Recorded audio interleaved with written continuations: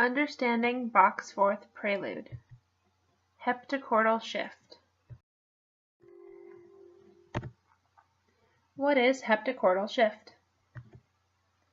Heptachordal shift isn't just a big word you can use to impress your friends. It's a way of looking at music based on real-time experiences that you might not even be aware of. Let's break it down. A heptachord is a collection of 7 notes, a scale, if you will. A shift is the moment when one of those 7 notes is altered so that we perceive a new heptachord.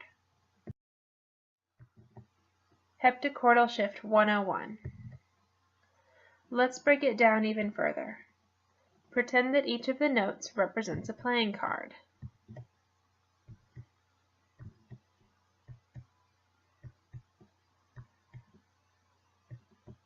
This is an E-flat major heptachord. Unless specified as flat or sharp, you can go ahead and assume that the note is natural.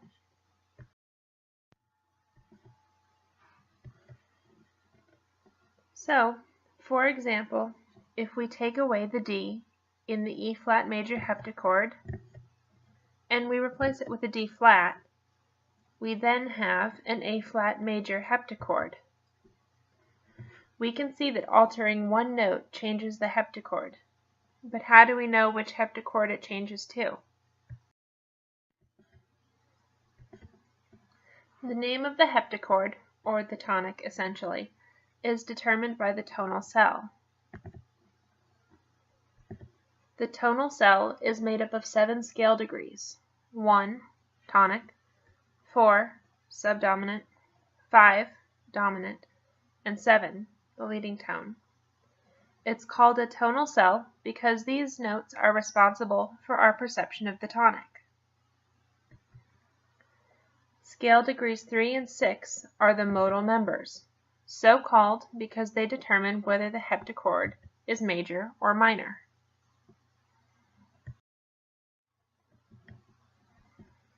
There are only 3 kinds of heptachords: major, represented by a capital letter; harmonic minor, represented by an upside-down triangle; and melodic minor, represented by a right-side-up triangle. You'll notice that we have conveniently ignored natural minor, because the notes of a natural minor scale are the same as in a major scale.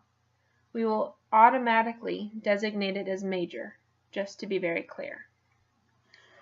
In my chart accompanying the music, I'll notate harmonic minor HM and the melodic minor as MM so that it can fit neatly into a chart.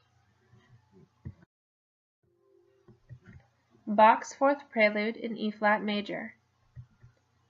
Unlike other kinds of analysis, heptachordal shift often makes the most sense when it is applied to actual music. So, let's dig in.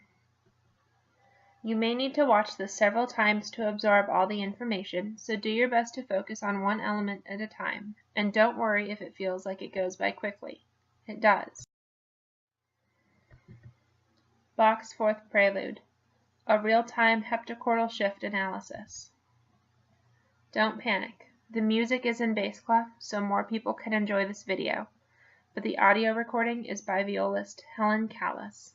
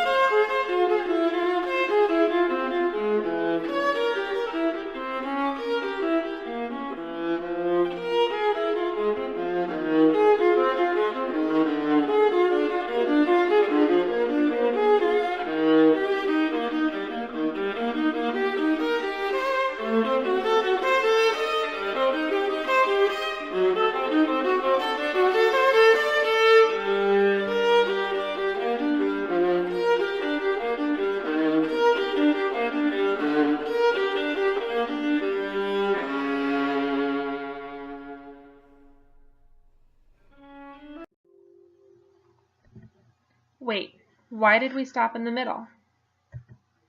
Sometimes, when we look at performance through the lens of analysis, some methods work for certain kinds of music. In this instance, a heptachordal shift analysis works really well for the section with running eighth notes, because it is a section that students often don't understand well, and it adds musical insight to a performance. However, when we get to the second half of the prelude, I don't feel a heptachordal shift analysis works as well for the second half. Since the heptachords shift every time a note is altered, the heptachords shift frequently.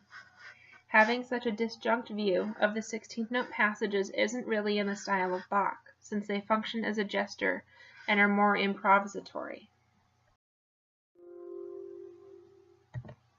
Let's review what we just heard. Heptachordal shift shows us that the shift often occurs not on the downbeat, but frequently on the second eighth note of the measure or on other weak beats. This could lead to an interpretation that isn't bass note heavy, as renditions of this prelude often are. This kind of analysis also allows us to look at bigger sections of music and see them as units rather than smaller disconnected sections. Seeing the bigger picture and keeping larger tonal schemes in mind helps move the music forward. Other kinds of analysis. Heptachordal shift analysis isn't the be-all, end-all of analysis. It's merely one way of looking at music, and combined with other forms of analysis, it can help us see the bigger picture. It helps us as performers get a sense of the improvisatory nature of Bach and understand bigger schemes for the piece, when we might otherwise take a more fragmented approach. This is why heptachordal shift is an ideal way to analyze the first half of the prelude.